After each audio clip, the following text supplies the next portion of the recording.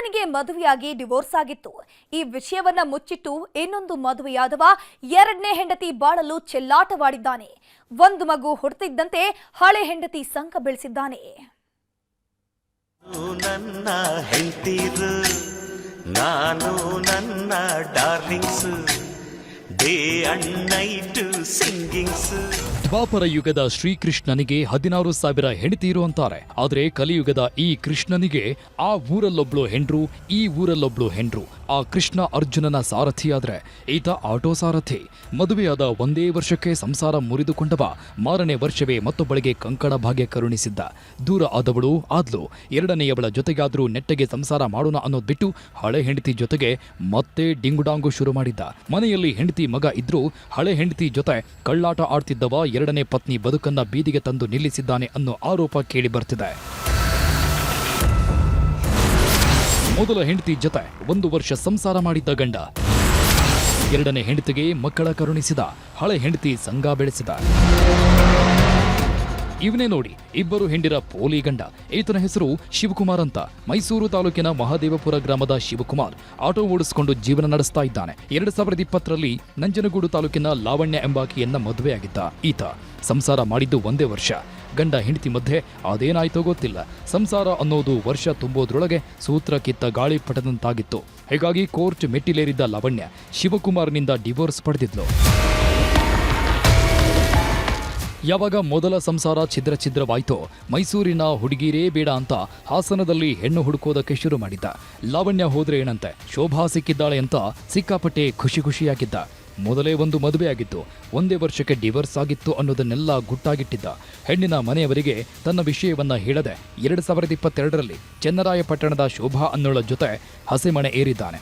ಗುರು ಹಿರಿಯರೆಲ್ಲ ಮುಂದೆ ನಿಂತ್ಕೊಂಡು ಅದ್ಧೂರಿ ಮದುವೆ ಮಾಡಿದ್ರು. ಇಬ್ಬರ ದಾಂಪತ್ಯದ ಫಲವಾಗಿ ಒಂದು ಮುದ್ದಾದ ಗಂಡು ಮಗುವೂ ಹುಟ್ಟಿತ್ತು. ಇತ್ತೀಚೆಗೆ ಅದೇಗೆ ಲಿಂಕ್ ಬೆಳೆದಿತ್ತೋ ಗೊತ್ತಿಲ್ಲ. ಹಳೆ ಹೆಂಡತಿಯ ಸಂಘ ಶುರು ಮಾಡಿದ್ದವ ಎರಡನೇ ಹೆಂಡತಿಗೆ ಗೊತ್ತಾಗದಂತೆ ಕದ್ದು ಮುಚ್ಚಿ ಸಂಸಾರ ಮಾಡ್ತಿದ್ದನಂತೆ. ಶಿವಕುಮಾರ್ ಜೊತೆ ನನ್ನ ಸಂಸಾರ ಚೆನ್ನಾಗೇ ಇತ್ತು. ಅದಕ್ಕೆ 1 ವರ್ಷ ಆದ್ಮೇಲೆ ಅವರಿಬ್ರು ಮತ್ತೆ ಕಾಂಟ್ಯಾಕ್ಟ್ ಆಗಿ ಅವ್ರ ಸಂಬಂಧ ಮುಂದುವರೆದಿದೆ. ನನಗೆ ಗೊತ್ತಾಗಿ ಒಂದು ದಿನ ನಾನು ಇಲ್ಲದೆ ಇರೋ ಟೈಮಲ್ಲಿ ಮನೆ ಕರ್ಕೊಬಂದಿದ್ದ ಅವನು. ಅವಾಗ ಗೊತ್ತಾದ್ಮೇಲೆ ಇಬ್ರು ಸೇರ್ಕೊಂಡು ನನ್ನನ್ನು ಕೊಲೆ ಮಾಡಕ್ಕಂತ ಬಂದಿದ್ರು. ಅವಾಗ ನಾನು ಮೆಡಿಕಲ್ ಸರ್ಟಿಫಿಕೇಟ್ ಎಲ್ಲ ಮಾಡಿಸಿದ್ದೀನಿ ಸರ್, ಕಂಪ್ಲೇಂಟು ಕೊಟ್ಟಿದ್ದೀನಿ. 6 ತಿಂಗಳ ಹಿಂದೆ ಶೋಭಾಗೆ ಕರೆ ಮಾಡಿದ್ದ ಪೊಲೀಸರು, ನಿಮ್ಮ ಗಂಡನಿಗೆ ಈಗಾಗಲೇ ಮದುವೆಯಾಗಿತ್ತು, ಅವಳಿಗೆ ಡಿವೋರ್ಸ್ ಸಹ ಕೊಟ್ಟಿದ್ದ, ಆದ್ರೀಗ ಅದೇ ಹುಡುಗಿಯನ್ನ ಗರ್ಭಿಣಿ ಮಾಡಿದ್ದಾನೆ ಅಂತ ಹೇಳಿದ್ರಂತೆ. ಇದನ್ನ ಕೇಳಿದ ಶೋಭಾ ಕಂಗಾಲಾಗಿದ್ದಾಳೆ. ಯಾವಾಗ ಪತ್ನಿಗೆ ಶಿವಕುಮಾರನ ಕಳ್ಳಾಟ ಗೊತ್ತಾಯ್ತೋ, ಎಲ್ಲಿ ತನಗೆ ಕಂಟಕವಾಗುತ್ತೋ ಅಂತ ಡಿವೋರ್ಸ್ ಆಗಿದ್ದ ಮೊದಲ ಹೆಂಡತಿ ಜೊತೆಗೆ ಮತ್ತೆ ರಿಜಿಸ್ಟರ್ ಮ್ಯಾರೇಜ್ ಆಗಿದ್ದಾನೆ. ಅಷ್ಟೇ ಅಲ್ಲ, ಮನೆಗೆ ಕರ್ಕೊಂಡು ಬಂದು ನೀವಿಬ್ರೂ ಇಲ್ಲೇ ಇರಬೇಕು ಅಂತ ಶೋಭಾಳಿಗೆ ಕಾಟ ಕೊಡ್ತಿದ್ದಾನಂತೆ. ಪ್ರಶ್ನೆ ಮಾಡಿದ್ರೆ ಇರೋದಾದ್ರೆ ಇರು, ಇಲ್ಲದಿದ್ರೆ ಮನೆ ಬಿಟ್ಟು ಹೊರ ಹೋಗುವಂತಾನೆ ಅಂತ ಶೋಭಾ ಆರೋಪ ಮಾಡ್ತಿದ್ದಾರೆ. ಈಗ 3 ತಿಂಗಳಿಂದೆ ನನಗೆ ಗೊತ್ತಾಗಿದ್ದು, ಅವಳು ಫೋನ್ ಮಾಡಿದಾಗ ಗೊತ್ತಾಗಿದ್ದು ಸರ್, ಅವಳಿಗೆ ಬೇರೆ ಮನೆ ಮಾಡ್ಕೊಟ್ಟಿದ್ದಾನೆ, ಸಂಸಾರ ಮಾಡ್ತಾ ಇದ್ದಾನೆ ಅಂತ. ಅದಕ್ಕಾಗಿ ನಾನು ಮನೆ ಕರ್ಕೊಬಂದೆ ಸರ್. ಮನೆ ಕರ್ಕೊಬಂದಾಗ ಗೊತ್ತಾಗಿದ್ದು ಅವಳು ಇನ್ನೊಂದು ಮದುವೆ ಆಗಿ ಅವನನ್ನು ಬಿಟ್ಟು ಈಗ ಅವನಿಗೂ ಡಿವೋರ್ಸ್ ಅಂತ ಹಾಕಿದ್ದಾಳೆ ಅಂತ. ಈಗ ನನಗೆ ಮನೆ ಬಿಟ್ಟು ಹೋಗು ಅಂದ್ರೂ ಹೋಗ್ತಾ ಇಲ್ಲ ಸರ್. ನನಗೆ ಇಲ್ಲ, ಇವನು ಡಿವೋರ್ಸು ಕೊಡ್ತಿಲ್ಲ, ಇಲ್ಲ ಅವಳು ಮನೆ ಬಿಟ್ಟು ಹೋಗ್ತಾ ಇಲ್ಲ. ನನಗೆ ತುಂಬಾ ಕಷ್ಟ ಆಗ್ತಿದೆ, ಚಿತ್ರಹಿಂಸೆ ಕೊಡ್ತಿದ್ದಾರೆ. ನನಗೂ ನನ್ನ ಮಗನಿಗೂ ಅನ್ಯಾಯ ಆಗ್ತಿದೆ, ನ್ಯಾಯ ಕೊಡಿಸಿ ಸರ್. ದಿಕ್ಕು ಕಾಣದಂತಾದ ಹೆಣ್ಮಗಳು ಪೊಲೀಸ್ ಠಾಣೆ ಮೆಟ್ಟಿಲೇರಿದ್ದಾಳೆ. ಒಟ್ನಲ್ಲಿ ಇಬ್ಬಿಬ್ರು ಹೆಂಡತಿರ ಜೊತೆ ಸಂಸಾರ ಶುರು ಮಾಡಿರೋ ಗಂಡನಿಂದ ಸಂತ್ರಸ್ತೆಗೆ ನ್ಯಾಯ ಸಿಗುತ್ತಾ ಕಾದು ನೋಡಬೇಕು.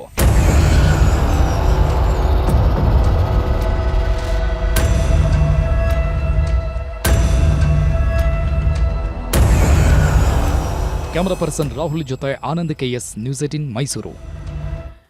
ಅವರಿಬ್ಬರದ್ದು 4 ವರ್ಷದ ಪ್ರೀತಿ. ಮನೆಯವರ ವಿರೋಧದ ಮಧ್ಯೆಯೂ ಪ್ರೀತಿಸಿದ ಹುಡುಗನ ಜೊತೆಗೆ ಮದುವೆಯಾದವಳು 4 ತಿಂಗಳಿಗೆ ಬಲಿಯಾಗಿದ್ದಾಳೆ. ಸೌಂದರ್ಯ ಅನ್ನೋದು ಈ ಹೆಣ್ಣು ಮಗಳಲ್ಲದೆ ಅಡಗಿತ್ತು ಅನ್ಸತ್ತೆ. ಯಾಕಂದ್ರೆ ಹಾಲ್ಗೆನ್ನೆ ಚಲುವೆಗೆ ಅಂಧವೇ ಆಭರಣವಾಗಿತ್ತು.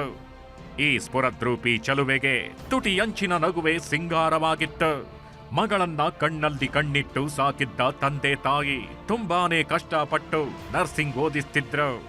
ಆದ್ರೆ ಓದೋ ವಯಸ್ಸಲ್ಲಿ ಶುರುವಾದ ಪ್ರೀತಿ ಮುದ್ದು ಮುಖದ ಚಲುವೆಯ ಬದುಕನ್ನೇ ಸರ್ವನಾಶ ಮಾಡಿದೆ.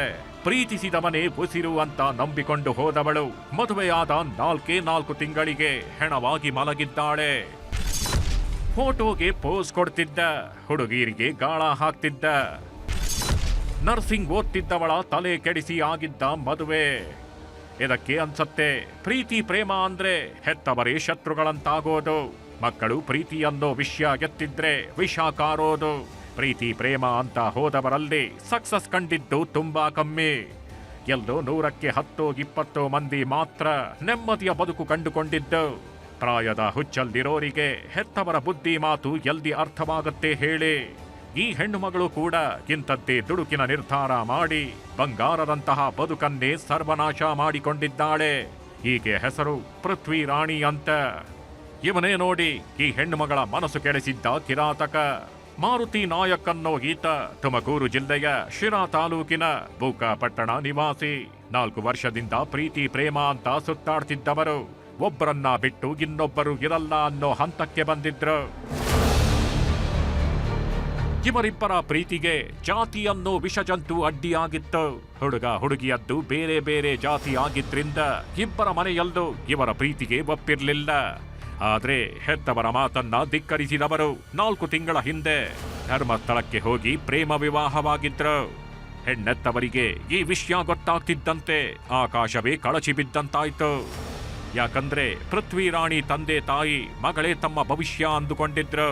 ಇನ್ನೇನು ಕೆಲವೇ ದಿನಗಳಲ್ಲಿ ನರ್ಸಿಂಗ್ ಮುಗಿಸಿ ಕೆಲಸಕ್ಕೂ ಹೋಗ್ಬೇಕಿತ್ತು. ಹೆತ್ತವರನ್ನ ಕಣ್ಣಲ್ಲಿ ಕಣ್ಣಿಟ್ಟು ನೋಡ್ಕೊಳ್ತೀನಿ ಅಂದವಳೆ ಮನೆ ಬಾಗಿಲನ್ನೇ ದಾಟ್ ಹೋಗಾಗಿತ್ತು. ಈ ಜೋಡಿ ಮದುವೆಯಾದ 2-3 ತಿಂಗಳು ಮಾತ್ರ ನೆಮ್ಮದಿಯಾಗಿತ್ತು. ಅಷ್ಟೊತ್ತಿಗಾಗಲೇ ಈ ಪರಮ ಪಾಪಿಗೆ ಪ್ರೀತಿಸಿದ ಹುಡುಗಿ ಬೇಡವಾಗಿ ಹೋಗಿದ್ಲು. ಊರ್ಗೋಗಿ ಬರ್ತೀನಿ ಅಂತ ಹೇಳಿ ಹೋದಳು. ಬಂದ ತಕ್ಷಣ ನಾನು ವೇದಾಂತ ಹುಡುಗಿ ಜೊತೆಗೆ ವಿಡಿಯೋ ಕಾಲ್ನಾಗ ಮಾತಾಡ್ತಿದ್ದೆ. ಸತ್ಯ ಅಂತ ಒಪ್ಕೊಂಡ ನನ್ನ ಹತ್ರ. ಅವಾಗ ನೀನ್ ಯಾಕೆ ವೇದಾಂತ ಹುಡುಗಿತ ಮಾತಾಡ್ತಿದ್ಯೋ ಅಂತ ಕೇಳಿದ್ದೆ.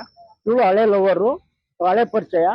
ಅದಕ್ಕೆ ನಾನು ಹೇಳಿದೆ ಅಷ್ಟೇ. ಅದಕ್ಕೆ ಇದು ನನ್ನ ಮೇಲೆ ಜಗಳ ಮಾಡಿವಳು, ನಾನು ಒಂದೇಟು ಹೊಡೆದೆ ಅಂತ ಸತ್ಯ ಒಪ್ಕೊಂಡ. ಬಂಗಾರದಂತ ಹೆಂಡತಿಗಿದ್ರು ಈತನಿಗೆ ಬೇರೆ ಹೆಣ್ಣು ಮಗಳ ಸಹವಾಸ ಶುರುವಾಗಿತ್ತು. ಸೋಷಿಯಲ್ ಮೀಡಿಯಾದಲ್ಲಿ ಲವ್ವಿ ಡವ್ವಿ ಶುರು ಮಾಡಿದವನು ಹೆಂಡತಿ ಪಾಲಿಗೆ ರಾಕ್ಷಸನಾಗಿದ್ದಂತೆ. ನಮ್ಮ ಜಾತಿಯೇ ಬೇರೆ, ನಿಮ್ಮ ಜಾತಿಯೇ ಬೇರೆ, ನಮ್ಮ ಮನೆಯಲ್ಲಿ ನಿನ್ನನ್ನ ಒಪ್ಕೊಳ್ಳಲ್ಲ, ನನ್ನಿಂದ ದೂರ ಆಗು ಅಂತ ಚಿತ್ರಹಿಂಸೆ ಕೊಡ್ತಿದ್ದಂತೆ. 4 ತಿಂಗಳಿಗೆ ನೊಂದು ಬೆಂದು ಹೋದವಳು ಹೆತ್ತವಳಿಗೆ ಫೋನ್ ಮಾಡಿ ತನ್ನ ನೋವನ್ನೆಲ್ಲ ಹೇಳ್ಕೊಂಡಿದ್ಲು. ಹೀಗಾಗಿ ಮಗಳ ಮನೆಗೆ ಬಂದಿದ್ದ ಪೃಥ್ವಿ ತಾಯಿ ಅಳಿಯನಿಗೆ ಬುದ್ಧಿ ಹೇಳಿದ್ಲಂತೆ. ಆದ್ರೆ ಯಾರ ಮಾತನ್ನು ಕಿವಿ ಮೇಲೆ ಹಾಕಿಕೊಳ್ಳದವ ತನ್ನ ಚಂಗ್ಲು ಆಟ ಮುಂದುವರೆಸಿದ್ದ. ಇದೇ ವಿಷಯವಾಗಿ ನಡೀತಿದ್ದ ಜಗಳ ಅಮಾಯಕಿಯ ಜೀವವನ್ನೇ ತೆಗೆದಿದೆ. ನಮ್ಮ ಮಗಳನ್ನ ಈತನೇ ಹೊಡೆದು ಕೊಂದಿದ್ದಾನೆ ಅಂತ ಪೃಥ್ವಿ ಹೆತ್ತವರು ಆರೋಪ ಮಾಡ್ತಿದ್ದಾರೆ. ನಿನ್ಗೆ ಇಷ್ಟ ಇಲ್ಲ ಅಂತಂದ್ರೆ ನಿನ್ಗೆ 50 ಲಕ್ಷ ದುಡ್ಡು ಕೊಡ್ತೀನಿ, ತಾಂಡು ಬೇರೆ ಯಾರನ್ನಾದ್ರೂ ಹುಡುಗನ ಮದುವೆಗೆ ಚೆನ್ನಾಗಿರು, ನಾನು ಇದಕ್ಕೆ ಬರಬೇಡ ಅಂತ ಅವ್ನು ಮಾರುತಿ ಹೇಳ್ದ. ಸೂಸೈಡ್ ಅಟೆಂಪ್ಟ್ ಆಗೈತಿ. ಆದ್ರೆ ನನಗೆ ಅವನ ಮೇಲೆ ಅನುಮಾನ ಐತಿ. ಅವಳು ಯಾವತ್ತೂ ಸಾಯಕ್ಕೆ ಪ್ರಯತ್ನ ಪಟ್ಟಿಲ್ಲ, ಇವನೇ ಸಾಯಿಸಿರೋದು ಅನ್ನೋದು ನನಗೆ ಅನುಮಾನ ಐತಿ. ಒಟ್ನಲ್ಲಿ ಪ್ರೀತಿ ಪ್ರೇಮ ಅಂತ ನಂಬ್ಕೊಂಡು ಬಂದವಳು ದುರಂತ ಅಂತ್ಯ ಕಂಡಿದ್ದಾಳೆ. ಕೊನೆವರೆಗೂ ಕೈ ಹಿಡಿದು ಕಾಪಾಡ್ತೀನಿ ಅಂದವನೇ ಕೊಂದು ಹಾಕಿದ್ನ ಅನ್ನೋದು ತನಿಖೆಯ ನಂತರವಷ್ಟೇ ಗೊತ್ತಾಗಬೇಕಿದೆ. ವಿಠಲ್, ನ್ಯೂಸ್ 18 ತುಮಕೂರು. ಪರಪ್ಪನಾಗ್ರಹಾರ ಜೈಲು ಸೇರಿರುವಂತಹ ದರ್ಶನ್ಗೆ ಕ್ಷಣ ಕ್ಷಣಕ್ಕೂ ಆತಂಕ ಕಾಡ್ತಾ ಇದೆ. ಎಲ್ಲಿ ಮತ್ತೆ ಬಳ್ಳಾರಿ ಜೈಲು ಸೇರ್ತೀನೋ ಅನ್ನೋ ಚಿಂತೆಯಲ್ಲೇ ದಿನ ದೂಡ್ತಿದ್ದಾರೆ. ಈ ಮಧ್ಯೆ ವಿಜಯಲಕ್ಷ್ಮಿ ನಡಿಗೆ ನಟಿ ರಮ್ಯಾ ಹಾಡಿ ಹೊಗಳಿದ್ದಾರೆ.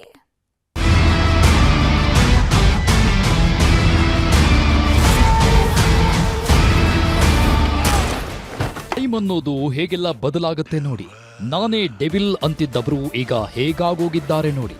ಗಜಗಾತ್ರದ ಚಾಲೆಂಜಿಂಗ್ ಸ್ಟಾರಿಯಲ್ಲಿ ಸಪ್ಪೆ ಮುಖ ಮಾಡಿಕೊಂಡು ಪೊಲೀಸ್ ಮುಂದೆ ನಿಂತಿರೋ ಈ ಫೋಟೋಯಲ್ಲಿ ಮುಖದಲ್ಲಿ ಸಣ್ಣದೊಂದು ಮಂದಹಾಸವೂ ಇಲ್ಲ.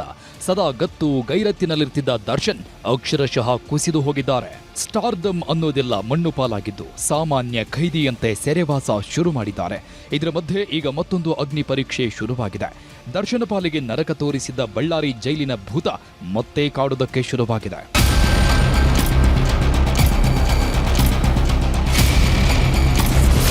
ದಾಸನಿಗೆ ಶುರುವಾಗಿದೆ ಬಳ್ಳಾರಿ ಜೈಲಿನ ಚಿಂತೆ. ದರ್ಶನ್ ಮೇಲೆ ಹದ್ದಿನ ಕಣ್ಣಿಟ್ಟಿದೆ ಖಾಕಿ ಪಡೆ. ಸ್ವಾಮಿ ಕೊಲೆ ಕೇಸ್ನಲ್ಲಿ ತಗಲಾಕೊಂಡಿದ್ದ ದರ್ಶನ್ ಮಾಡಿಕೊಂಡಿದ್ದ ಅವಾಂತರಗಳು ಒಂದೆರಡಲ್ಲ. ಶೆಡ್ ಕೇಸ್ನಲ್ಲಿ ಲಾಕ್ ಆಗಿದ್ದೇ ಆಗಿದ್ದು. ಪರಪ್ಪನ ಅಗ್ರಹಾರ ಜೈಲು ಸೇರ್ತಿದ್ದಂತೆ ಅಲ್ಲೂ ಬಾಲ ಬಿಚ್ಚಿದ್ರು. ಜೈಲು ವಾಸ ಅನ್ನೋದನ್ನ ಐಷಾರಾಮಿ ವಾಸ ಮಾಡ್ಕೊಂಡಿದ್ರು. ಜೈಲೊಳಗೆ ರೌಡಿಗಳ ಜೊತೆ ಕೂತ್ಕೊಂಡು ಸಿಗರೇಟ್ ಹೊಗೆ ಬಿಟ್ಟಿದ್ರು. ಇದು ದೊಡ್ಡ ಸುದ್ದಿಯಾದ್ಮೇಲೆ ಬಳ್ಳಾರಿ ಜೈಲಿಗೆ ಶಿಫ್ಟ್ ಆಗಿದ್ರು. ಯಾವಾಗ ಬಳ್ಳಾರಿಯ ಸೆಂಟ್ರಲ್ ಜೈಲ್ ಸೇರಿದ್ರೋ ದರ್ಶನ್ ಪಾಲಿಗೆ ನಿಜವಾದ ನರಕವಾಸ ಶುರುವಾಗಿತ್ತು. ಬಳ್ಳಾರಿ ಜೈಲಲ್ಲಿ ಕಳೆದ ಒಂದೊಂದು ಕ್ಷಣವೂ ಇವತ್ತಿಗೂ ಕಣ್ಮುಂದೆಯೇ ಇದೆ. ಹೀಗಾಗಿಯೇ ಬಳ್ಳಾರಿ ಜೈಲು ಅಂದ್ರೆ ಕನಸಲ್ಲೂ ಬೆಚ್ಚಿ ಬೀಳ್ತಾರೆ. ಆದ್ರೆ ಭದ್ರತಾ ದೃಷ್ಟಿಯಿಂದ ಎಲ್ಲ ಆರೋಪಿಗಳನ್ನ ಈ ಹಿಂದೆ ಎಲ್ಲೆಲ್ಲಿ ಇದ್ರೂ ಅದೇ ಜೈಲಿಗೆ ಮತ್ತೆ ಕಳಿಸುವುದಕ್ಕೆ ತಯಾರಿ ನಡೀತಿದೆ. ಪರಪ್ಪನ ಅಗ್ರಹಾರ ಜೈಲಲ್ಲಿ ದರ್ಶನ್ಗೆ ಭದ್ರತೆ ನೀಡುವುದೇ ದೊಡ್ಡ ಸವಾಲಾಗಿದೆ. ಹೀಗಾಗಿ ಖುದ್ದು ಜೈಲಾಧಿಕಾರಿಗಳೇ ಕೋರ್ಟ್ ಮೊರೆ ಹೋಗ್ತಿದ್ದಾರೆ. ದರ್ಶನ್ನರ ಐಷಾರಾಮಿ ಜೈಲು ವಾಸಕ್ಕೆ ಸುಪ್ರೀಂ ಕೋರ್ಟ್ ಕಿಡಿಕಾರಿತ್ತು. ಜೈಲಲ್ಲಿ ಹೈಫೈ ಲೈಫ್ ಲೀಡ್ ಮಾಡ್ತಿದ್ದ ದರ್ಶನರ ಫೋಟೋ ನೋಡಿ ಎಚ್ಚರಿಕೆ ಸಂದೇಶವನ್ನು ಕೊಟ್ಟಿತ್ತು. ಇದು ಮತ್ತೊಮ್ಮೆ ಮರುಕಳಿಸದಂತೆ ಖಡಕ್ ವಾರ್ನಿಂಗ್ ಮಾಡಿದೆ. ಹೀಗಾಗಿ ದರ್ಶನ್ ಮೇಲೆ ಹದ್ದಿನ ಕಣ್ಣಿಡೋದೆ ಜೈಲು ಅಧಿಕಾರಿಗಳಿಗೆ ದೊಡ್ಡ ಸವಾಲಾಗಿದೆ. ದರ್ಶನ್ ಪರಪ್ಪನ ಅಗ್ರಹಾರ ಜೈಲಲ್ಲಿ ಇರೋವರೆಗೂ ಜೈಲಧಿಕಾರಿಗಳಿಗೆ ಟೆನ್ಷನ್ ತಪ್ಪಿದ್ದಲ್ಲ. ಇದೇ ಕಾರಣಕ್ಕೆ ಬಳ್ಳಾರಿಗೆ ಶಿಫ್ಟ್ ಮಾಡಲು ತಯಾರಿ ನಡೆಸಿದ್ದು. ನಾಳೆ ವಕೀಲರ ಮೂಲಕ ಕೋರ್ಟ್ಗೆ ಅರ್ಜಿ ಸಲ್ಲಿಸಲಿದ್ದಾರೆ. ಕಳೆದ ಬಾರಿ ಆಗಿದ್ದ ತಪ್ಪಿಂದ ಎಚ್ಚೆತ್ತಿರೋ ಪರಪ್ಪನ ಅಗ್ರಹಾರ ಜೈಲಿನ ಅಧಿಕಾರಿಗಳು ದರ್ಶನ್ ಮೇಲೆ ಹದ್ದಿನ ಕಣ್ಣಿಟ್ಟಿದ್ದಾರೆ. ದರ್ಶನ್ ಇರುವ ಬ್ಯಾರೆಕ್ನಲ್ಲಿ ಸಿಸಿಟಿವಿ ಕಣ್ಗಾವಲು ಹಾಕಲಾಗಿದ್ದು, ದರ್ಶನ್ ಇರುವ ಬ್ಯಾರೆಕ್ ಸುತ್ತ ಓಡಾಡುವ ಸಿಬ್ಬಂದಿಗೆ ಬಾಡಿ ವೋರ್ನ್ ಕ್ಯಾಮೆರಾ ಅಳವಡಿಸಿದ್ದಾರೆ. ಪ್ರತಿಯೊಂದು ಕ್ಷಣ, ಪ್ರತಿಯೊಂದು ವಿಚಾರವನ್ನು ರೆಕಾರ್ಡ್ ಮಾಡಲು ಸೂಚನೆ ನೀಡಲಾಗಿದೆ. ದರ್ಶನ್ನರ ಸೋಷಿಯಲ್ ಮೀಡಿಯಾವನ್ನ ವಿಜಯಲಕ್ಷ್ಮಿ ಹ್ಯಾಂಡಲ್ ಮಾಡ್ತಿರೋದಕ್ಕೆ ನಟಿ ರಮ್ಯಾ ಸಂತಸ ವ್ಯಕ್ತಪಡಿಸಿದ್ದಾರೆ. ಇದು ಒಳ್ಳೆಯ ಬೆಳವಣಿಗೆ. ಈ ಮೂಲಕ ಅಭಿಮಾನಿಗಳಿಗೆ ವಿಜಯಲಕ್ಷ್ಮಿ ಒಳ್ಳೆ ಸಂದೇಶ ಕೊಡಬಹುದು. ದರ್ಶನ್ ಒಬ್ಬ ಲೈಟ್ ಬಾಯ್ ಆಗಿ ತುಂಬಾನೇ ಕಷ್ಟಪಟ್ಟು ಬೆಳೆದಿದ್ರು. ಆದ್ರೆ ದರ್ಶನ್ ತಮ್ಮ ಜೀವನವನ್ನ ತಾನೇ ಹಾಳು ಮಾಡಿಕೊಂಡ್ರು ಅನ್ನೋ ಬೇಜಾರಿದೆ ಅಂದ್ರು. ಅವರು ಒಂದು ಲೈಟ್ ಬಾಯ್ ಆಗಿ ಬಂದಿದ್ರು ಇಂಡಸ್ಟ್ರಿಗೆ. ತುಂಬಾ ಚೆನ್ನಾಗಿ ಅವ್ರು ಬೆಳೆದ್ರು ನಮ್ಮ ಇಂಡಸ್ಟ್ರಿನಲ್ಲಿ. ಒಳ್ಳೊಳ್ಳೆ ಹಿಟ್ಸ್ ಕೊಟ್ಟಿದ್ದಾರೆ ಅಂಡ್ ಒಳ್ಳೆ ಹೆಸರು ಕೂಡ ಮಾಡ್ಕೊಂಡಿದ್ರು. ಸೊ ಆ ಒಂದು ಅವರು ಗ್ರೋತ್ ನೋಡಿ ನನಗೆ ಹೆಮ್ಮೆ ಆಗ್ತಾ ಇತ್ತು. ಯಾಕಂದ್ರೆ ಏನು ಇಲ್ದೇವ್ರು ಬಂದು ಇಂಡಸ್ಟ್ರಿನಲ್ಲಿ ಒಂದು ಒಳ್ಳೆ ಹೆಸರು ಮಾಡಿ ಒಂದು ಮಟ್ಟಕ್ಕೆ ಬೆಳೆದಿದ್ದಾರೆ ಅಂದ್ರೆ ಒಂದು ಖುಷಿ ಆಗುತ್ತೆ. ಬಟ್ ಇವತ್ತು ನನಗೆ ಈಗ ಆಗದೆ ಹೋಗಿದ್ರೆ ಇನ್ನೂ ಎಷ್ಟು ಚೆನ್ನಾಗಿರ್ಬೋದಾಗಿತ್ತು. ಆದ್ರೆ ಅವ್ರ ಜೀವನ ಹಾಳು ಮಾಡ್ಕೊಂಡ್ರು ಅಂತ ಅಲ್ಲಿಗೆ ನನಗೆ ಬೇಜಾರಾಯ್ತು ಅಷ್ಟೇ. ಒಟ್ನಲ್ಲಿ ಜೈಲು ಸೇರಿರೋ ದರ್ಶನ್ಗೆ ಒಂದೊಂದು ಕ್ಷಣವೂ ನರಕವಾಗಿದ್ದು, ಬಳ್ಳಾರಿ ಜೈಲಿಗೆ ಹೋಗ್ತಾರಾ ಇಲ್ವಾ ಅನ್ನೋದು ಸದ್ಯದಲ್ಲೇ ಗೊತ್ತಾಗಲಿದೆ. Bureau report, news 18 Bengaluru. ಧರ್ಮಸ್ಥಳದಲ್ಲಿ ಬುರುಡೆ ಹುಡುಕಾಟ ಜೋರಾಗಿರೋ ಹೊತ್ತಲ್ಲೇ ಷಡ್ಯಂತ್ರದ ಸಮರ ಶುರುವಾಗಿದೆ. ಡಿಕೆಶಿ ಹೇಳಿಕೆಯನ್ನೇ ಇಟ್ಕೊಂಡು ಕಮಲ ನಾಯಕರು ಸಮರಕ್ಕೆ ನಿಂತಿದ್ದಾರೆ. ಇದರ ಬೆನ್ನಲ್ಲೇ ಅನನ್ಯ ಭಟ್ ಫೋಟೋ ರಿವೀಲ್ ಆಗಿದೆ. ಕೆ ಶಿವಕುಮಾರ್ ಅವರು ಇದರ ಹಿಂದೆ ಒಂದು ಷಡ್ಯಂತ್ರ ಅಡಗಿದೆ ಅನ್ನೋ ಮಾತನ್ನ ಅವರು ಕೂಡ ಉಲ್ಲೇಖ ಮಾಡಿದ್ದಾರೆ. ಸರ್ಕಾರದ ಹಣ ಪೋಲ್ ಮಾಡಿ ಇಷ್ಟೊಂದು ಗುಂಡಿಗಳನ್ನ ತೆಗೆದು ಇವೆಲ್ಲವನ್ನ ಷಡ್ಯಂತ್ರ ಮಾಡೋದಲ್ಲ. ಇದರಿಂದ ಯಾರಿದೆ ಏನು ಹೇಳಕ್ಕೆ ನಾವು ಇದನ್ನ ರಾಜಕೀಯ ಮಾಡೋದಾಗ್ಲಿ ಧಾರ್ಮಿಕ ವಿಚಾರದಲ್ಲಾಗ್ಲಿ ಯಾವುದೇ ನಡೀಬಾರದು ಅನ್ನುವಂಥದ್ದು ನನ್ನ ಅಭಿಪ್ರಾಯ. ಧರ್ಮಸ್ಥಳದಲ್ಲಿನ ಬುರುಡೆ ರಹಸ್ಯ ಭೇದಿಸೋ ಎಸ್ಐಟಿ ಅಧಿಕಾರಿಗಳ ಯತ್ನ ಮುಂದುವರೆದಿದೆ. ಕಳೆದ 20 ದಿನಗಳಿಂದ ಉತ್ಖನನ ನಡೆಯುತ್ತಿದ್ದು, ನಿನ್ನೆಗಿಂತ ಶೋಧ ಕಾರ್ಯಕ್ಕೆ ತಾತ್ಕಾಲಿಕ ಬ್ರೇಕ್ ಬಿದ್ದಿದೆ. ನಿನ್ನೆ ಅನಾಮಿಕನನ್ನ ವಿಚಾರಣೆಗೊಳಪಡಿಸಿದ್ರೆ ಇಂದು ಸರಕಾರಿ ರಜೆ. ನಾಳೆ ಉತ್ಖನನ ಮುಂದುವರಿಯತ್ತಾ ಇಲ್ವಾ ಅನ್ನೋ ಕುತೂಹಲ ಸೃಷ್ಟಿಯಾಗಿದೆ. ಈ ಮಧ್ಯೆ ಈ ವಿಚಾರದಲ್ಲಿ ರಾಜಕೀಯ ಸಂಘರ್ಷ ಜೋರಾಗಿದೆ. ಧರ್ಮಸ್ಥಳದ ಪರ ನಿಂತ ಕೇಸರಿ ಪಡೆ. ಡಿಕೆಶಿ ಹೇಳಿದ ಷಡ್ಯಂತ್ರ ಪದವೇ ಅಸ್ತ್ರ. ಅನಾಮಿಕ ತೋರಿಸಿದ 17 ಪಾಯಿಂಟ್ನಲ್ಲೂ ಸಿಕ್ಕಿದ್ದು ಬರೀ ಮಣ್ಣೆ. ದಟ್ಟ ಕಾನನದಲ್ಲಿ 18 ದಿನ ಎಸ್ಐಟಿ ಅಧಿಕಾರಿಗಳು ಮಳೆ ಗಾಳಿ ಲೆಕ್ಕಿಸದೆ ಶವಗಳಿಗಾಗಿ ಹುಡುಕಾಡಿದ್ರು. 20 ಅಡಿ 15 ಅಡಿ ಬಗೆದರೂ ಒಂದು ಮೂಳೆಯೂ ಸಿಗಲಿಲ್ಲ. ಯಾವಾಗ ಕುರುಹು ಪತ್ತೆಯಾಗಲಿಲ್ಲವೋ ಆಗ ಧರ್ಮಸ್ಥಳಕ್ಕೆ ಉದ್ದೇಶಪೂರ್ವಕವಾಗಿ ಕೆಟ್ಟ ಹೆಸರು ತರಲಾಗ್ತಿದೆ ಅಂತ ಬಿಜೆಪಿ ರಂಗ ಪ್ರವೇಶ ಮಾಡಿದೆ.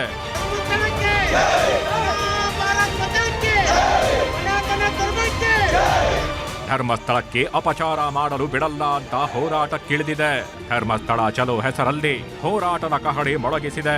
ನಿನ್ನೆ ಎಸ್ಆರ್ ವಿಶ್ವನಾಥ್ 400ಕ್ಕೂ ಹೆಚ್ಚು ವಾಹನಗಳಲ್ಲಿ ಧರ್ಮಸ್ಥಳ ಪ್ರವೇಶಿಸಿದ್ರು. ಇವತ್ತು ಬಿಜೆಪಿ ರಾಜ್ಯಾಧ್ಯಕ್ಷ ವಿಜಯೇಂದ್ರ ನೇತೃತ್ವದಲ್ಲಿ ಧರ್ಮಸ್ಥಳಕ್ಕೆ ತೆರಳಿ ದೇವರ ದರ್ಶನ ಪಡೆದರು. ಬಳಿಕ ವೀರೇಂದ್ರ ಹೆಗಡೆ ಅವರನ್ನ ಭೇಟಿಯಾಗಿ ಚರ್ಚಿಸಿದ್ರು. ಅಪಪ್ರಚಾರಗಳೇನು ನಡೀತಾ ಇದೆ ಇದ್ರ ಬಗ್ಗೆ ರಾಜ್ಯ ಸರ್ಕಾರ ಯಾಕೆ ಇನ್ನೂ ಎಚ್ಚೆತ್ತುಕೊಂಡಿಲ್ಲ? ಇವತ್ತು DK ಶಿವಕುಮಾರ್ ಉಪಮುಖ್ಯಮಂತ್ರಿಗಳು ಸಂದರ್ಭ ಬಂದಾಗ ಷಡ್ಯಂತ್ರ ಬಹಿರಂಗಪಡಿಸ್ತೇವೆ ಅಂತ ಹೇಳಿದ್ದಾರೆ. ಯಾಕೆ ಇನ್ನೂ ಸಂದರ್ಭ ಬಂದಿಲ್ವಾ? ಹಾಗಾದ್ರೆ ಇನ್ನೆಷ್ಟು ಅಪಪ್ರಚಾರಗಳು ನಡಿಬೇಕಾಗಾದ್ರೆ? ಮಧ್ಯಂತರ ವರದಿ ಸಲ್ಲಿಕೆಗೆ SIT ರೆಡಿ. ನಾಳೆ ಸದನದಲ್ಲಿ ಗೃಹ ಸಚಿವರಿಂದ ಉತ್ತರ. ಇನ್ನು ಬಿಜೆಪಿ ನಾಯಕರು ಧರ್ಮಸ್ಥಳ ವಿಚಾರವಾಗಿ ಕಾಂಗ್ರೆಸ್ ವಿರುದ್ಧ ಮುಗಿಬೀಳ್ತಿದ್ದಾರೆ. ಅದರಲ್ಲೂ DCM DKಶಿ ಅವರು ಧರ್ಮಸ್ಥಳದ ವಿಚಾರದಲ್ಲಿ ಷಡ್ಯಂತ್ರ ನಡೆಯುತ್ತಿದೆ ಅನ್ನೋ ಹೇಳಿಕೆಯೇ ಅಸ್ತ್ರವಾಗಿದೆ. ಹೀಗಾಗಿ ಪ್ರಕರಣ ರಾಜಕೀಯದ ಸ್ವರೂಪ ಪಡೆದುಕೊಳ್ತಿದ್ದಂತೆ ಸರ್ಕಾರ ಕೂಡ ಅಲರ್ಟ್ ಆಗಿದೆ. ಈ ಬಗ್ಗೆ SIT ಅಧಿಕಾರಿಗಳಿಂದ ಮಧ್ಯಂತರ ವರದಿ ತರಿಸಿಕೊಂಡು ಸದನಕ್ಕೆ ಮಾಹಿತಿ ನೀಡಲು ಪರಮೇಶ್ವರ್ ಮುಂದಾಗಿದ್ದಾರೆ. ಅಲ್ಲದೆ ಉತ್ಖನನ ಕಾರ್ಯ ಸ್ಥಗಿತದ ಬಗ್ಗೆಯೂ ಸುಳಿವು ಕೊಟ್ಟಿದ್ದಾರೆ. ನಾನು ಈಗಾಗಲೇ ಸದನದಲ್ಲಿ ಕೂಡ ಹೇಳಿದ್ದೇನೆ ಮತ್ತು ನಾಳೆ ಸಂಪೂರ್ಣವಾದ ಉತ್ತರನೂ ಕೂಡ ಸದನದಲ್ಲಿ ಕೊಡೋದಕ್ಕೆ ಪ್ರಯತ್ನ ಮಾಡ್ತೇನೆ. ಇಲ್ಲಿವರೆಗೂ ಅವನು ಹೇಳ್ಕೊಂಡು ಹೋಗ್ತಾನೆ ಇರ್ತಾನೆ, ಇವರು ಅಗೀತಾನೆ ಇರ್ತಾರೆ, ಆ ರೀತಿ ಆಗೋದಿಲ್ಲ. ಎಲ್ಲೋ ಒಂದು ಕಡೆ ಅಂತ್ಯ ಆಗುತ್ತೆ. ಅದನ್ನು ಅವರು SITನವರು ತೀರ್ಮಾನ ಮಾಡ್ತಾರೆ. ಈ ಮಧ್ಯೆ ಇದೇ ವಿಚಾರ ಈಗ ಬಿಜೆಪಿ ಮತ್ತು ಕಾಂಗ್ರೆಸ್ ನಾಯಕರ ಮಧ್ಯೆ ವಾಕ್ಸಮರಕ್ಕೂ ಕಾರಣವಾಗಿದೆ.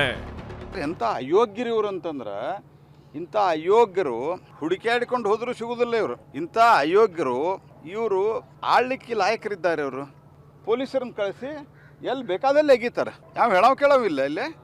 ನಾಳೆ ಬೆಳಿಗ್ಗೆ ಹೋಮ್ ಮಿನಿಸ್ಟ್ರು ನಾಳೆನೋ ನಾಳಿದ್ದು is going to reply on that issue. ನಾನೇನು ಹೇಳಕ್ಕೆ ಸಂವಿಧಾನ ಹೇಳ್ಬೇಕು, ನನ್ನ ಭಾವನೆ ಏನು ಹೇಳ್ಬೇಕು ಹೇಳಿದ್ದೀನಿ ಅಷ್ಟೇ. ಅನನ್ಯ ಭಟ್ ಫೋಟೋ ರಿಲೀಸ್, ನ್ಯಾಯ ಕೊಡಿಸಿ.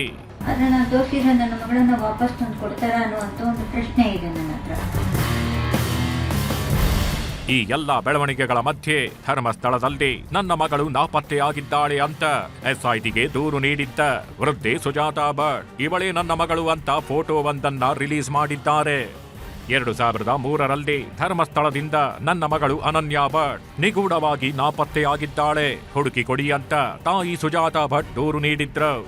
ಆದರೆ ಅನನ್ಯ ಭಟ್ ಅನ್ನೋರೇ ಇಲ್ಲ, ಸುಜಾತಾ ಭಟ್ಗೆ ಮಗಳೇ ಇಲ್ಲ ಅಂತೆಲ್ಲ ಚರ್ಚೆಯಾಗ್ತಿತ್ತು. ಅದನ್ನ ದೋಷಿರೋ ನನ್ನ ಮಗಳನ್ನ ವಾಪಸ್ ತಂದು ಕೊಡ್ತಾರ ಅನ್ನುವಂತ ಒಂದು ಪ್ರಶ್ನೆ ಇದೆ ನನ್ನ ಹತ್ರ. ಅವ್ರು ತಂದು ಕೊಡ್ತಾರಾದ್ರೆ ನಾನು ಪ್ಲೇ ಮಾಡ್ಬೋದು, ಅವ್ರು ತಂದು ಕೊಡಲ್ಲ. ಆದ್ರೂ ನಾನು ಅವರ ಒಂದು ನನ್ನ ಹಿತೈಷಿಗಳ ಮೇರೆಗೆ ನಾನು ಒಂದು ಫೋಟೋವನ್ನು ನಾನು ಕೊಡ್ತೀನಿ, ತೋರಿಸ್ತೀನಿ.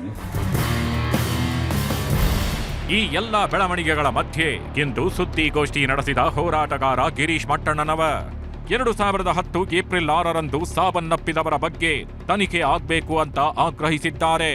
ಶರಾವತಿ ಲಾಡ್ಜ್ನ ಒಳಗಡೆ ಸಿಕ್ಕ ಮಹಿಳೆ ಸಾವಿನ ಬಗ್ಗೆ ಅನುಮಾನ ಆಗಿದೆ ಅಂತ ಆಕ್ರೋಶ ವ್ಯಕ್ತಪಡಿಸಿದ್ರು. ಶರಾವತಿ ಲಾಡ್ಜ್ನ ಮಾಲೀಕರು ಯಾರು, ಎಲ್ಲಿ ಬರ್ತದೆ, ಅದರ ಮ್ಯಾನೇಜರ್ ಯಾರು, ಅದರ CEO ಯಾರು ಪತ್ತೆ ಹಚ್ಚಬೇಕಲ್ಲ. ಪೊಲೀಸರಿಗೆ ಕಷ್ಟನಾ? ಯಾಕೆ ಪತ್ತೆ ಹಚ್ಚಲಿಲ್ಲ?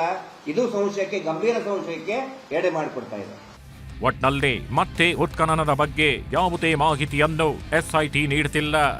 ಸದ್ಯದ ಬೆಳವಣಿಗೆ ನೋಡಿದ್ರೆ ದೂರುದಾರನನ್ನೇ ಮತ್ತಷ್ಟು ವಿಚಾರಣೆಗೆ ಒಳಪಡಿಸಲಿದ್ದು ಷಡ್ಯಂತ್ರದ ಹಿಂದಿನ ವ್ಯಕ್ತಿಗಳ ಹುಡುಕಾಟಕ್ಕೆ ಮುಂದಾಗ್ತಾಗಿದೆಯಾ ಅನ್ನೋ ಪ್ರಶ್ನೆಗಳು ಮೂಡಿವೆ. ನಾಳೆ ಇದೆಲ್ಲದಕ್ಕೂ ಒಂದು ತೆರೆ ಬೀಳೋ ಸಾಧ್ಯತೆ ಇದೆ.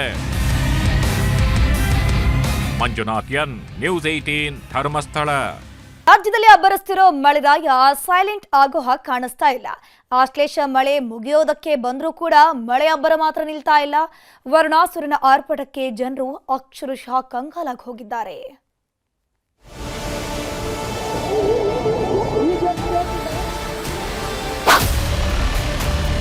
ಮಳೆ ಮಳೆ ಮಳೆ. ಕರುನಾಡಿನ ಹಲವು ಜಿಲ್ಲೆಗಳಲ್ಲಿ ಮಳೆ ಅಂದ್ರೆ ಸಾಕು, ಜನ ಕನಸಲ್ಲೂ ಬೆಚ್ಚಿ ಬೀಳ್ತಿದ್ದಾರೆ. ಮಳೆ ಮೋಡಗಳೇ ಕಳಚಿ ಬಿದ್ದಂತೆ ಮಳೆ ಸುರಿತಾ ಇದ್ದು ಪಶ್ಚಿಮ ಘಟ್ಟಗಳ ಸಾಲಿನಲ್ಲಿ ವರ್ಣದೇವ ಕೇಕೆ ಹಾಕ್ತಿದ್ದಾನೆ.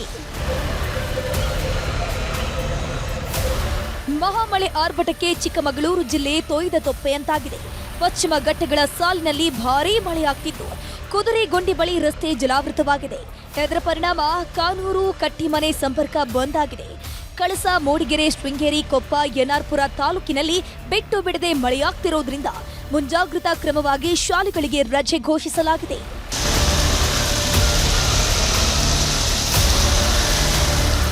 ವರ್ಣ ವರುಣದೇವ ಆರ್ಭಟಿಸೋಕೆ ನಿಂತ್ರೆ ಆಗೋ ಅನಾಹುತಗಳು ಒಂದೆರಡಲ್ಲ. ಸಕಲೇಶ್ಪುರ ಸುತ್ತಮುತ್ತ ಧಾರಾಕಾರ ಮಳೆ ಸುರಿತಾ ಇರೋದ್ರಿಂದ ಗುಡ್ಡಗಳು ಮತ್ತೆ ಬಾಯ್ ಬಿಡೋದಕ್ಕೆ ಶುರು ಮಾಡಿವೆ. ಕಡಗರಹಳ್ಳಿ, ಚಿನ್ನಹಳ್ಳಿ ಬಳಿ ಗುಡ್ಡದ ಮಣ್ಣು ಕುಸಿತಿದ್ದು, ಎಡಕುಮರಿ ಬಳಿ ರೈಲ್ವೆ ಹಳಿ ಮೇಲೆ ಭಾರೀ ಮಣ್ಣು ಬಿದ್ದಿದೆ. ಶಿವಮೊಗ್ಗ ಜಿಲ್ಲೆಯಲ್ಲೂ ಭಾರೀ ಮಳೆಯಾಗ್ತಿದ್ದು, ಆಗುಂಬೆ ಸಮೀಪದ ನಾವಳ ಬಳಿ ರಸ್ತೆ ಸಂಚಾರ ಬಂದ್ ಆಗಿದೆ. ಮಾಲತಿ ನದಿ ನೀರು ಹುಚ್ಚೆದ್ದು ಹರಿಯುತ್ತಿದ್ದು, ರಸ್ತೆಗೆ ಬ್ಯಾರಿಕೇಡ್ ಹಾಕಿದ್ದಾರೆ. ಇನ್ನು ತೀರ್ಥಹಳ್ಳಿ, ಶೃಂಗೇರಿ ಭಾಗದಲ್ಲೂ ವ್ಯಾಪಕ ಮಳೆ ಆಗ್ತಿರೋದ್ರಿಂದ ತುಂಗಾ ನದಿ ಉಕ್ಕಿ ಹರಿಯುತ್ತಿದ್ದು, ಗಾಜನೂರಿನ ತುಂಗಾ ಜಲಾಶಯ ಭರ್ತಿಯಾಗಿದೆ. ಇದರ ಪರಿಣಾಮ 16 ಎಕರೆ ಅಡಿಕೆ ತೋಟ ಜಲಾವೃತಗೊಂಡಿದೆ. ಕಾವೇರಿ ಜಲಾನಯನ ಪ್ರದೇಶದಲ್ಲಿ ಮತ್ತೆ ವರುಣದೇವ ಅಬ್ಬರಿಸೋದಕ್ಕೆ ಶುರು ಮಾಡಿದ್ದಾನೆ. ಹೀಗಾಗಿ ಕೆಆರ್ಎಸ್ ಡ್ಯಾಂಗೆ ಒಳಹರಿವಿನ ಪ್ರಮಾಣ ಹೆಚ್ಚಳವಾಗಿದ್ದು 25,000 ಕ್ಯೂಸೆಕ್ ನೀರನ್ನ ನದಿಗೆ ಹರಿಬಿಡಲಾಗುತ್ತಿದೆ. ಚಿಕ್ಕಮಗಳೂರು, ಶಿವಮೊಗ್ಗ, ಉಡುಪಿ, ದಕ್ಷಿಣ ಕನ್ನಡ ಜಿಲ್ಲೆಗಳಿಗೆ ರೆಡ್ ಅಲರ್ಟ್ ಘೋಷಿಸಲಾಗಿದ್ದು, ಮುಂದಿನ 2-3 ದಿನ ವರುಣದೇವ ರಣಕೇಕೆ ಹಾಕೋದ್ರಲ್ಲಿ ಅನುಮಾನವಿಲ್ಲ. Bureau report, news 18. ಏನುಳಿದ ಪ್ರಮುಖ ಸುದ್ದಿಗಳನ್ನ ಕ್ವಿಕ್ ಆಗಿ ನೋಡ್ತಾ ಹೋಗೋಣ ಕನ್ನಡ ನಾಡಿ ಎಕ್ಸ್‌ಪ್ರೆಸ್‌ನಲ್ಲಿ. ಒಂದೇ ರಾತ್ರಿಯಲ್ಲಿ 20ಕ್ಕೂ ಹೆಚ್ಚು ರೈತರ ತೋಟದಲ್ಲಿ ಕಳ್ಳತನ, ಬೋರ್ವೆಲ್ ಕೇಬಲ್ ಕದ್ದು 13 ಎಸ್ಕೇಪ್. ಕೋಲಾರದ ತೊರಗನದೊಡ್ಡಿ ಹಾಗೂ ಚಿಕ್ಕ ಹೊಸಹಳ್ಳಿಯಲ್ಲಿ ಘಟನೆ. ಹಿಂದೂ ಯುವಕರು ಮುಸ್ಲಿಂ ಯುವತಿಯರನ್ನ ಪ್ರೀತಿಸಿ ಮದುವೆಯಾದ್ರೆ 5 ಲಕ್ಷ ಆಫರ್. ಯತ್ನಾಳ್ ಹೇಳಿಕೆ ಖಂಡಿಸಿ ಮಹಿಳೆಯರ ಪ್ರೊಟೆಸ್ಟ್. ಮುತ್ತಿಗೆ ಹಾಕಿದ್ದವರನ್ನ ವಶಕ್ಕೆ ಪಡೆದ ವಿಜಯಪುರ ಪೊಲೀಸರು.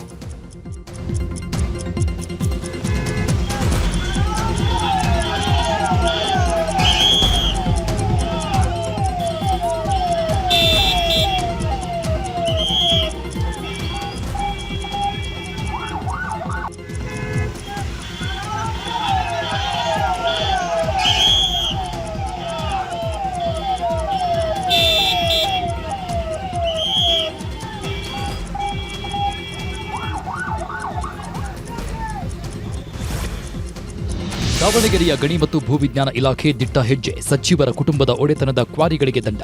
ಕ್ವಾರಿ ಮಾಲೀಕರು ಗುತ್ತಿಗೆ ನಿಯಮ ಪಾಲಿಸಿಲ್ಲ ಅಂತ ಫೈನ್.